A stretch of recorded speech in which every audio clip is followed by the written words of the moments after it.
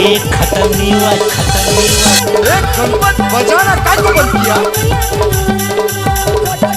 DJ Santosh Kumar Nawatola Gaura वाले। कैसे कर फंस रहे?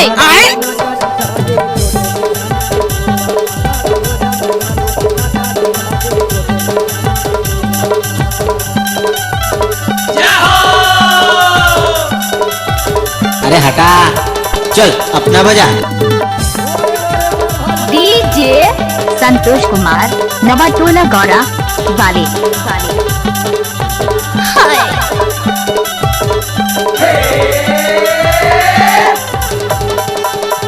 अरे जा जा।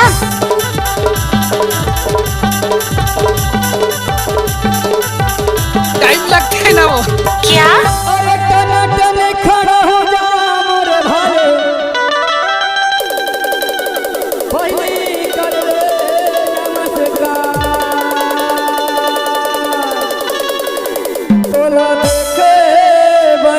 छोटे किसान खोलत आपन दुआर, खोलत आपन दुआर, खड़ा हो जा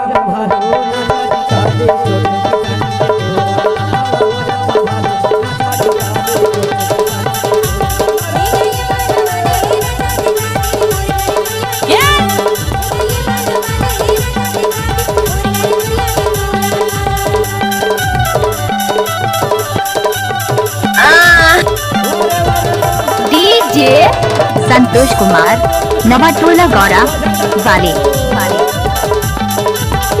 हमको कुछ बोले क्या?